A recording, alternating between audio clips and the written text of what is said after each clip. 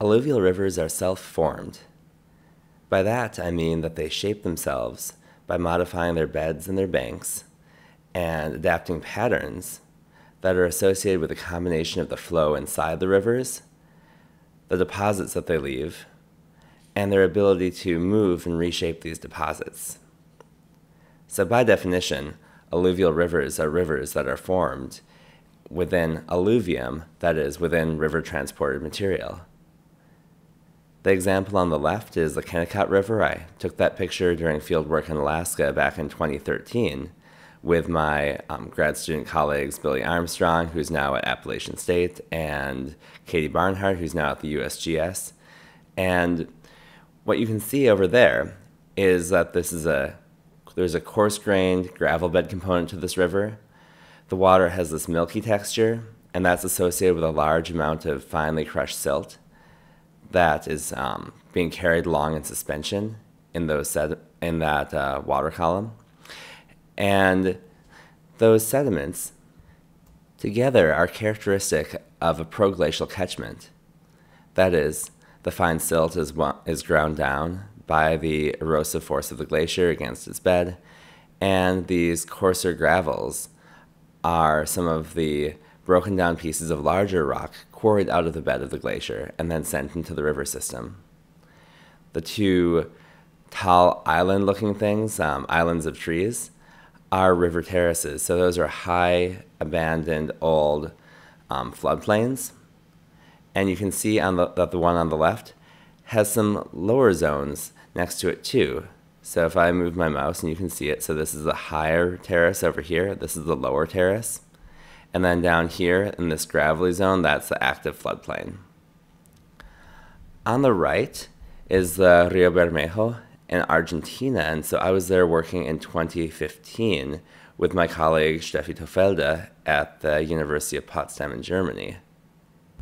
Unlike the Kennecott River, the Bermejo is a sandbed river, and so you can see these sandy deposits sitting on the side of the channel, and this is all material that's carried down out of the Andes by the river. So this sandbed river with sandy banks has quite a lot more ecological productivity. There are trees going all the way down to the edge of the river, and that makes sense based on its location. It's in northwestern Argentina near the Bolivian border, where the jungles meet the plains. So in today's class, or multiple days classes if you decide to pause and look at this again, or if you're looking at this over the midnight hour, we're first going to go over the 4 main river channel planforms. And when I say planform, that's another word for a map view, so patterns of the rivers when viewed from above. After that, I'll discuss some mechanisms of how river channels change laterally, and some external forcings on rivers. So what are the drivers of the river channel lateral change, or the river channel planforms? And that, of course, leads into this last piece, which is connecting those. So connecting the external forcings, the mobility of the river channels themselves, and what the form looks like in a single time snapshot of a river.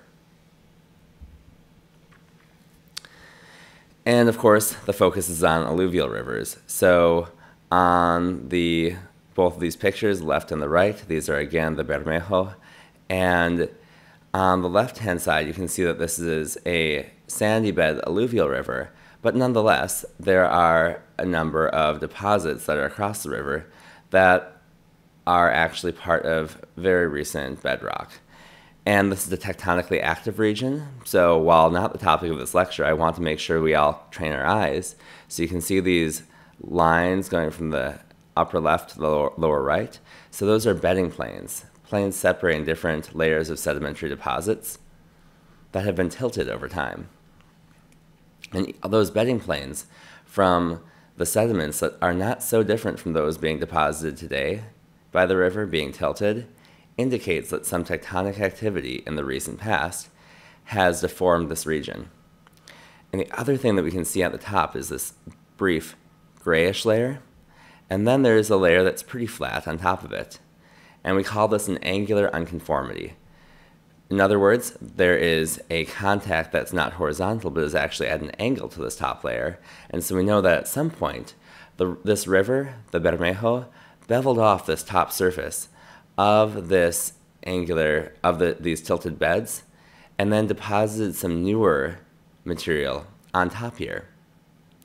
And if we wanted to understand the history of this river, we could take a core sample down here and remove some sand for optically stimulated luminescence dating or cosmogenic radionuclide dating. These are two major dating techniques in geomorphology, and find out when the river was at that level, and perhaps extrapolate for how long it took the river to incise from there to where it is right now at the bottom here. Another important piece to see is the set of staff gauges or staff plates. There's 1, 2, 3, 4, 5, 6 going out here, and each of them is placed deep within the bed and surveyed in with respect to each other. And so this is a method to manually read the level of the water surface. And this is a very common way to read water level around the world, especially in areas like this that are very remote and don't have much connection with the outside world. In fact, this region, in this region here, we met the two people who man the gauging station, and they go out every day to take the water level measurements, and they go into a cable car that's just off the screen, just off the picture to the left. And from that, they can take samples of the water, they can measure how much sediment is in it, and they can also resurvey the depth of the river to connect this stage, so the level of the river, to discharge, the amount of water moving through it. On the right gives you a broader view of where we're standing on this sandbar in the active floodplain, and a number of cows in the region who are going down to get a drink of water. And as a matter of fact, there are a lot of cows in that region, so this was our view as we drove in. Anyway, getting back to alluvial rivers. So in the upper left, we have the straight pattern in alluvial river. Upper right is meandering. Lower left is braided, and so this is a river that is filled with different mid-channel bars.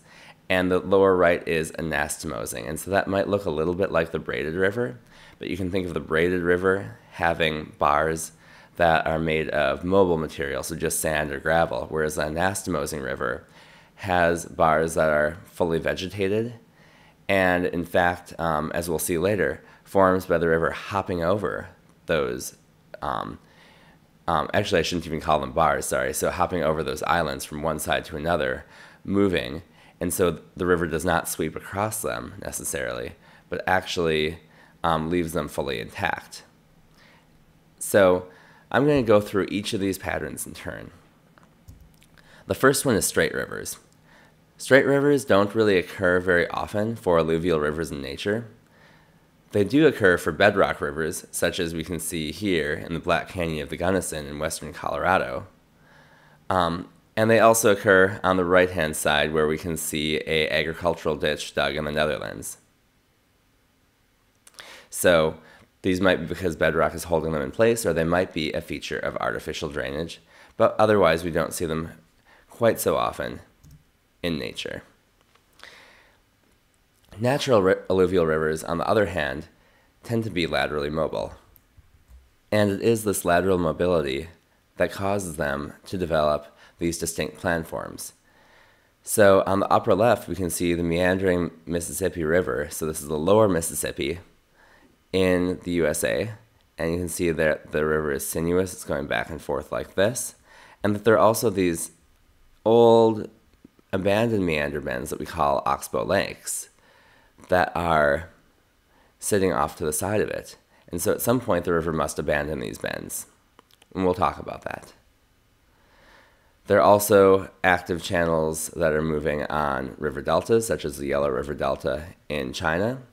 Here's an example of, in the lower right, a braided river system that's being formed in a physical experiment. And this was took place at the St. Anthony Falls Lab. So Aram Bufa, who it made this figure is a colleague of mine who's currently at the GFZ Potsdam, but was working during part of his PhD at Santa Barbara here in Minneapolis at SAFL to understand how braided channels interact with tectonic features and specifically with tectonic uplift of growing anticlines. And in the lower left is a braided river in New Zealand, and this, like the Kennecott example I showed before, is a braided river that comes out of a glaciated catchment, or rather a glaciarized catchment, so a catchment that has a modern glacier in it. There are two major mechanisms for river channel lateral change.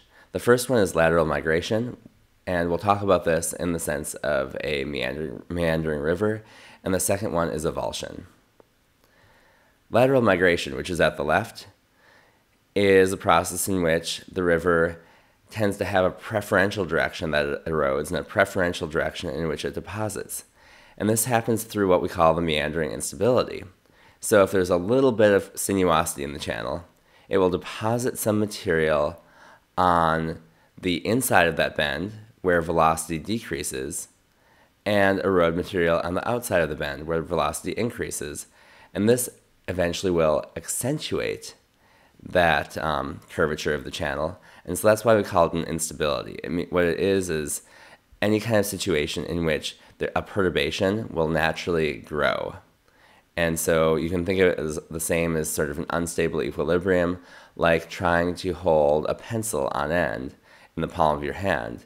There's one very, very tiny stable position in which it can hold it up, but otherwise it's unstable, and as it tips, there will be more torque on that pencil, which will cause it to tip more and more and more until it finally falls.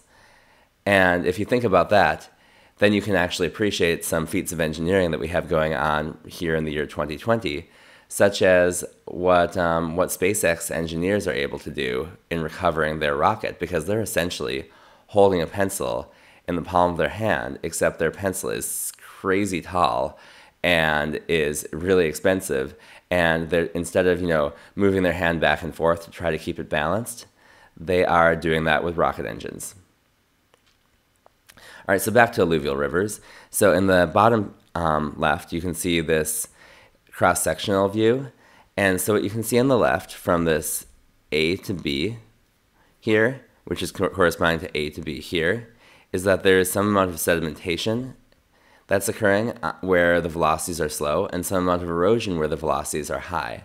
And let's just remember that shear stress is related to the gradient in velocities, so the spatial gradient. And so therefore, on this part where there's high velocity that's close to this zero velocity, no slips boundary, that this du, direction, d distance, is going to be high, whereas if the core of the velocity here is far away from this bank, then the gradient in velocity with distance is going to be relatively low, and the shear stress felt by this bank is going to be much lower. So then the river will tend to erode where the shear stress is higher and deposit where the shear stress is lower, because it's the shear stress that controls the amount of sediment that can be entrained. The other option is an avulsion. So on the upper right is an example of a partial avulsion. So the avulsion was originally going through this parent channel on the right-hand side, and then eventually jumped into this channel over here. But in this case, this partial avulsion did not result in the full abandonment of this channel, and this is the sort of thing that creates an anastomosing planform. On the lower right here, this is an example of a full avulsion. So here, the full avulsion means that this original portion of the channel was abandoned and the river jumped over to this other side. And so these are the two descriptions of how the river channel changes. And we talked a little bit about how lateral migration works, and we'll talk a bit more about the mechanics of avulsion later on. And as I mentioned, these natural alluvial rivers are laterally mobile. They redistribute sediment and produce meandering, braided, and anastomosing patterns. And here's an example of how meandering is often recorded from historical maps and also from topographical evidence. So you can see right here, right, this is a scar that's left behind by an old meander bend, just as this is. And so this is the Alluvial River in France whose position has been measured for quite a long time. And you can see that as you go from these more red colors, like here, which are at the bottom, to these more blue colors here, that there's actually been quite a bit of movement. So even just look from 1992, right, like that, to 2002, following this light blue, to 2008, following this dark blue, that there has been a large amount of change in the planform geometry of this river. And of course, it's not just meandering rivers that are laterally mobile. So we can appreciate this mobility also in the Mississippi River Delta, where we can see changes in the position due to avulsion, so this rapid sudden change from this river channel here that existed about 4,000 years ago, all the way up to the modern river channel building the Bird's Foot Delta that's been stable over the last 1,000 years or so. And as a matter of fact, the modern Mississippi River is attempting to avulse to a new location down the Atchafalaya River, but the Army Corps of Engineers is holding it in place to help maintain the port of New Orleans. And these avulsions often exist in the depositional zone, and they exist because channels are going to fill up the rivers are going to fill up their channels, and that's related to the fact that this is overall depositing, right? This is a river delta. And then after that, the rivers are super elevated above their surrounding floodplains and will spill out onto the surrounding lower landscape.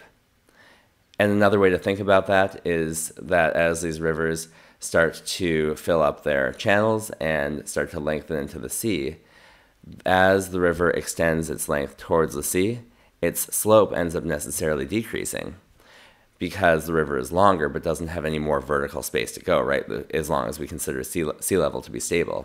In the modern day, as a matter of fact, the slope would become lower still because of significant relative sea level rise, combining global sea level rise and local subsidence of the land in the delta region.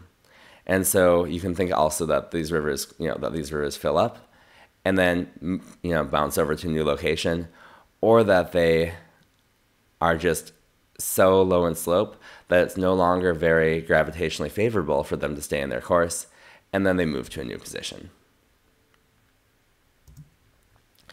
And so here's an example of what that looks like in New Orleans. So the Mississippi River is on the left, and you can see that the Mississippi River is actually sitting high above all of the houses and some of the foundations of the buildings. So it's these levees that keep the river in place.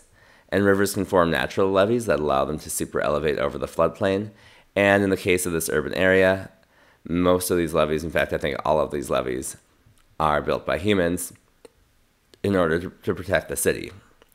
And so if you think about that and you start to think about, okay, like what are the flood hazards? How is geomorphology impacting people? The fact that the Mississippi River is filling up its bed is dramatically impacting one of the major urban areas in the United States and is causing a significant potential hazard. So we started talking about channel pattern, and I want to link that to the channel dynamics. So in the upper left of this figure, we have channel lateral migration. And here we have this line A to A prime, which is crossing this zone where a channel, used to be, in this case, and where the channel currently is in the case of the black line. And if we look at that line and we go A prime to A, here to here, what we get in the sedimentary deposits, so this isn't a sedimentary geology class, but there are links between surface processes and stratigraphy, we'll get broad and continuous deposits of sandy or gravelly channel deposits, or channel belts. And those might be surrounded by some floodplain deposits. And so those broad continuous deposits are related to the fact that the channel is sweeping broadly over left to right across the floodplain. And so when you see these sorts of deposits in the geological record, you know that there is a river that's acting like a meandering stream. on the other hand, you might see something that looks more like the lower right, where you have these stacked deposits right here, and all these individual stacks just sitting, one after another in different parts of the landscape, or the stratigraphy rather, and they are kind of floating, it seems, in this set of fine-grained floodplain deposit. And so that exists with an anastomose stream because these rivers are filling up, and then they're super elevating, so raising their levels above the surrounding floodplain, and then avulsing to new positions.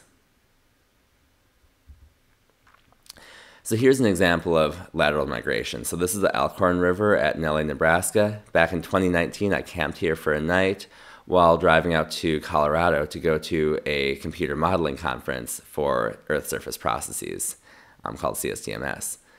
And so this is in May of 2019, May 20th, which is shortly after there had been some heavy rains in Nebraska, so this river is closer to its flood stage. And something you might see is that close to my feet here, there's this crack running along the ground. And that crack continues here, and you can see it going all the way to the bottom, and that continues to the riverbed over here. And so what we're seeing is that we are on the outside of this meander bend, and there's this high velocity zone that's producing significant shear stress against the banks here, and that is causing these banks to fail. And so when you see this, you can start to link some of what we talked about with mass wasting and hill slip processes with fluvial processes, because here the river is adding in pore fluid pressure, the river is undermining and eroding beneath the banks, and then this elastic material, this granular solid, is fracturing and eventually slumping down into the river. And so the river is going to be moving from the way that I'm looking, which is the same way the river is flowing, from right to left, so eroding into this bank. And you can see that next to it, other than the giant pile of concrete debris over there, this is a very flat surface, and so this is the river channel's floodplain, meaning that where my cursor is right here is what I would call the bank full stage. So this is the level at which the river would be fully, would be filling up the channel all the way to its banks. And what that means is that right now, I'm not in a bank full flood. That's really good because I was camping on the floodplain overnight and I just didn't want to deal with that. But you might consider what happens to the pore fluid pressure and to the stress distribution on these walls and their ability to be eroded during one of these larger floods, these bank full floods, as well as the fact that there's a lot of this low material down here that's collected there from the failures over here. And so, as well as thinking about how quickly that could be swept away by one of these big floods.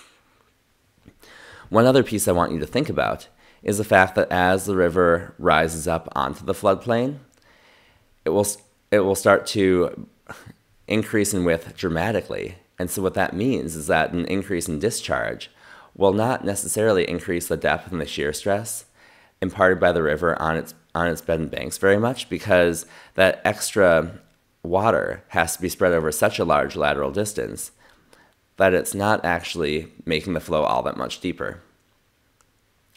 And that's an important concept to think about as well, and to think about perhaps that there is something really important about this bank full stage flood. So here's a diagram that I flipped horizontally to match what we're seeing here. This is from Luca Malatesta's work on developing river terraces and carving river valleys. But the general concept works pretty well for this system too. So you can see the river is undercutting the bank, and the only difference here is that the water level would be all the way up here. So just recall that this is for a full river valley. But the river undercuts the bank, and then there's a slump that landslides and goes down into the river and actually then pushes the river a bit back the other way.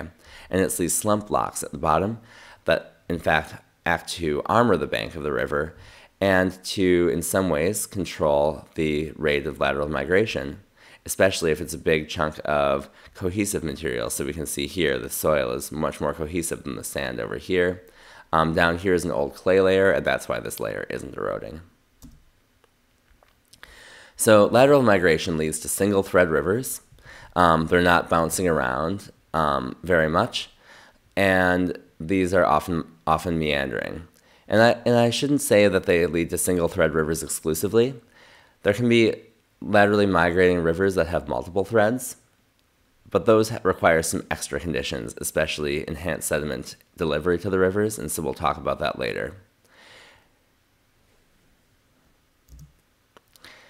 And one more thing, just as a quick demo of the effectiveness of the meandering instability. So in 1924, we have this first survey of this river in, I believe, Vermont. Yep, Vermont. And that was shortly after it was straightened by, probably by farmers. This happened quite a lot across the United States. And by 1939, so 1924 to 1939, it was already a fully meandering river. And in the decades since then, this river continued to evolve, continued to migrate, and has turned back into what looks like a very, very natural planform. So the meandering instability is fast. And this is just one more diagram of this because I think it describes this quite well. So you can see this is from 1880. So this guy, Nathaniel Quinn, digitized some old maps from the lower Mississippi River and demonstrated first, that water is traveling faster on the outer bank of the river than the inner bank, and so this then leads to higher shear stress on the outer bank, lower on the inner bank, and that causes erosion to happen preferentially on the outer bank. Thereby, in this middle picture, you can see that the difference between 1880 and 1944, causing this river to bulge out at this point, and then it to actually pinch in over here. And over time, this pinching motion here and the accentuation of these bends causes these two sections of the river to meet. And then the river all of a sudden has a much more direct course downstream, and that loop tightens, it reconnects, and then cuts that loop off, forming what we call an oxbow lake on the floodplain. Moving back to Nebraska, I wanted to discuss a little bit more about this high sediment supply idea because you can see that there are some islands in this channel. So this is a sandy island with a tree on it. This is another piece of woody debris in the channel. And by the way, woody debris in river channels is a really important factor in geomorphology in general. We don't see it as often these days because this woody debris was often taken out in order to permit easier logging or easier navigation of the rivers. But nonetheless, it's part of natural channels, it affects the roughness, and it also is important in thinking about the global carbon budget because all these trees that are growing in the river channels, eventually, if they make it that far, get chucked in the ocean, and that sequesters carbon. So for thinking about the carbon budget and the temperature of the planet, thinking about wooded rivers is really important. And my colleague, Catherine Linier, who's also from Minnesota, is a professor at the University of Colorado Boulder and is working on exactly that issue. Another thing you might just do in this picture, just to kind of get your geomorphic field sense up, is see the fact that these trees in the river still have green leaves, right? And in fact, they don't even look all that wilted. So this is from a recent flood. And again, so we see these trees up here. We see this woody debris on this bank. So we know that that bank was recently covered, and therefore we can say that the sand deposit over here is probably just a couple weeks old. And the river is continuing to erode into this cut bank. My prior photos are from farther upstream over here. And both the high sediment supply and the high water supply mean that the river has a lot of material that can move and a lot of material that's available to move. And so this increases its rate of lateral migration. And it starts to create some of these bars, which we're going to see a little bit more when we talk about fully braided rivers. Of course, thinking about sediments, I want to connect us back to the whole landscape, right? That's one of the points of geomorphology. So the sediment source for the Elkhorn River here is Nebraska's sandhills, the set of stabilized dune fields from the Pleistocene, the last geological period ending 11.7 thousand years ago, which is characterized by global glaciations. So on the left is just a view down the road, and on the right is a view from the air where you can see each of these individual linear dune features. And so these dunes are somewhat diffused away by hill slope processes. They're much more rounded than they would have been upon initial deposition, but you can still see several of these cuspate features, and note that just these kind of linear trending rows of marching sand dunes. So back in the Pleistocene, Nebraska was kind of a little bit like the Sahara. All right, let's move on to this next mechanism. And this mechanism is river avulsion. And I'm going to use an example from southern New Hampshire, the Kennecott River at Epsom, New Hampshire. And so it formerly had a channel path that went here. And it also had a little bit of a trickle over here. And so it was looking slightly anastomose to start out with, and that is gives us a good sense that this river might have avulsed in the past. Over here, the person on the right, that's me, but gosh, back in 2006, I believe. So that was a while ago. That was 14 years ago. Had a lot more hair. So back to this. So what happened in this particular avulsion is that there was a gravel pit, sand and gravel mining operation. There was some removal of material. The slope of this part of the channel was pretty low, and during a very large flood event, the waters overtopped the edge of this zone near the sand and gravel pit. I believe that they took advantage of a ATV trail that created a slightly lower depression in the ridge, and after that moved water into this region, abandoning this channel over here and carving this new river channel that we see in the lower right of the image. And just to place you, so here's Boston, this is Cape Cod. If you don't know New England, look up Boston, look up Manchester, New Hampshire, Concord, New Hampshire, and go just a little bit to the right. And you can do that on Google Maps.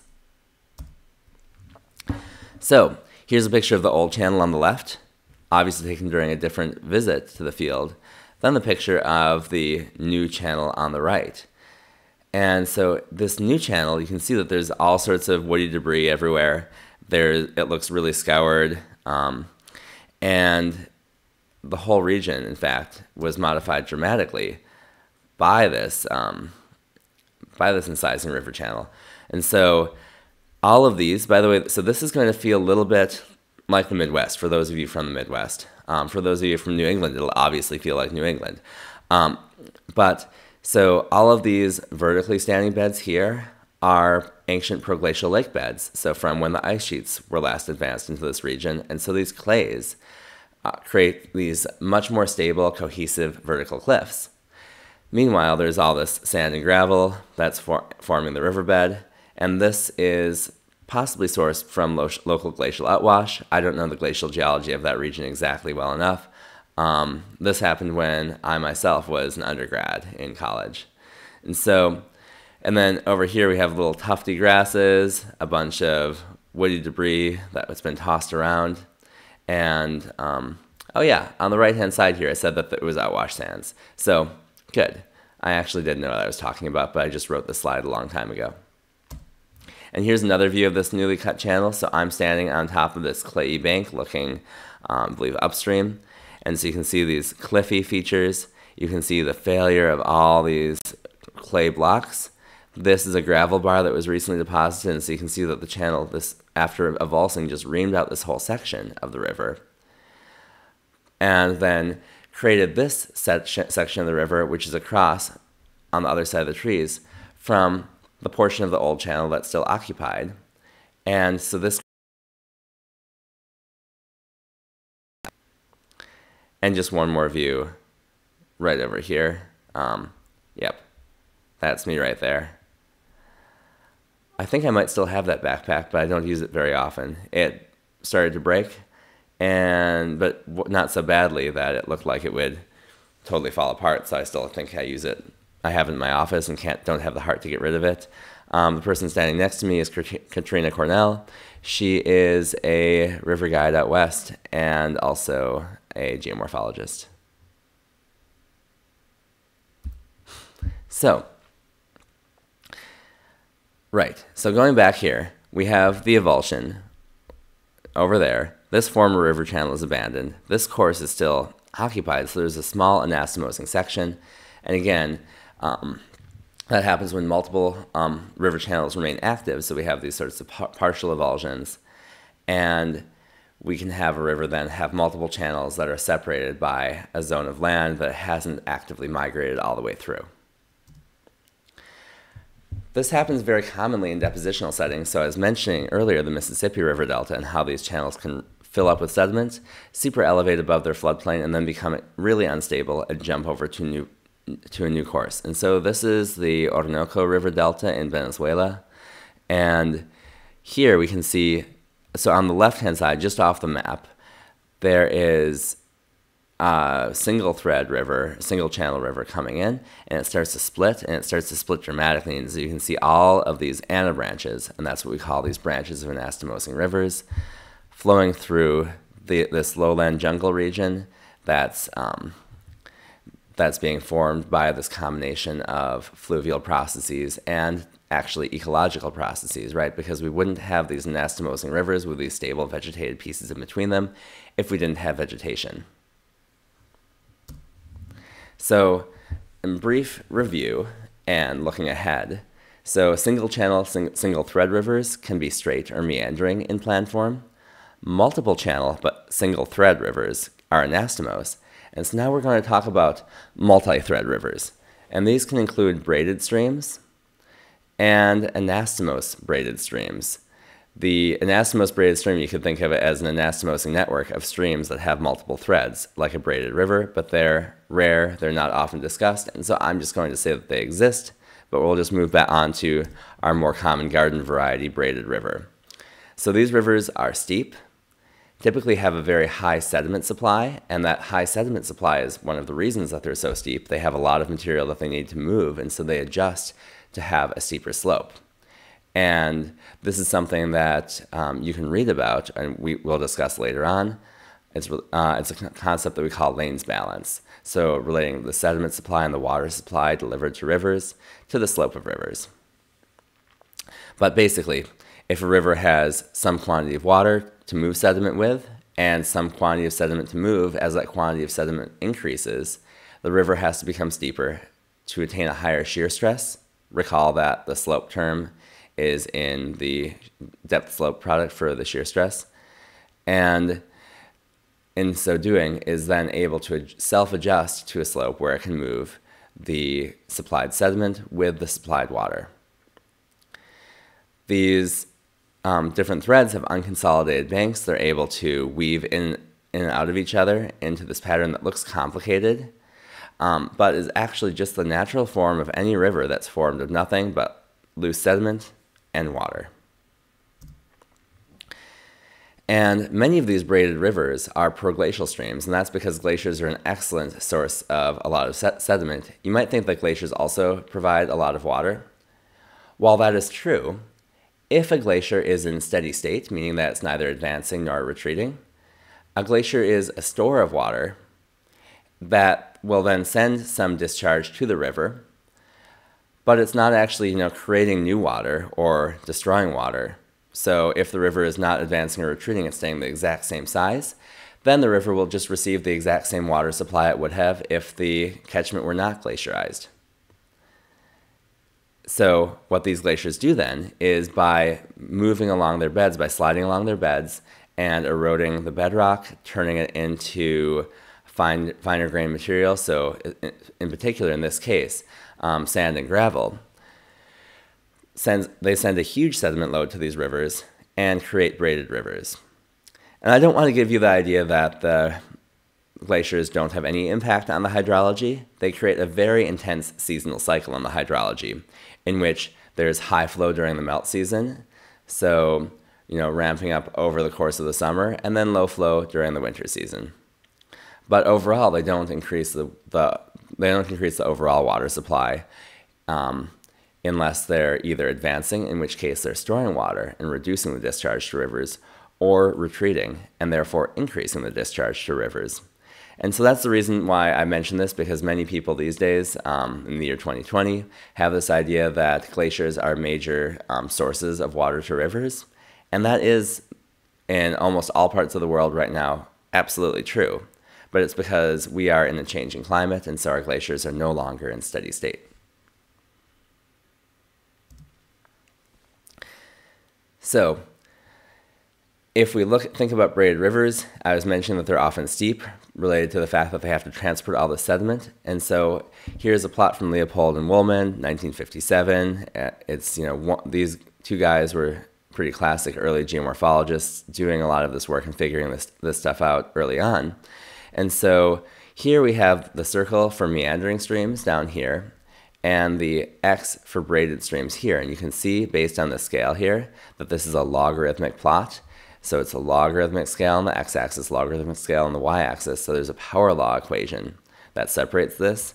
So this means that we have a variable raised to a power exponent. And that above, but regardless of how this line was formed, above some value, we tend to have just braided rivers.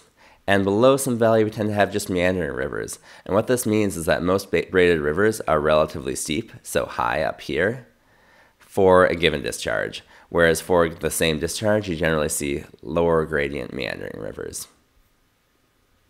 And this, again, being related to all the extra sediment that these braided streams have to carry. So, just to summarize, we've talked through these 4 major river channel patterns: the straight pattern, and so that could happen from a bedrock gorge or a human-altered drainage; a meandering pattern, where there's paired erosion on the outsides of bends and deposition on the insides of bends, and this is a very, very common pattern. And that's related to the distribution of velocities and therefore shear stress throughout the meander bend. The third form in the lower left is the braided channel form, in which there are multiple threads within the channel. And the fourth one in the bottom right is the anastomosing form, which forms often due to partial avulsion and local aggradation. And this form has stable islands that have not necessarily been crossed by the river before in the midst of this overall multi-channel but single thread river.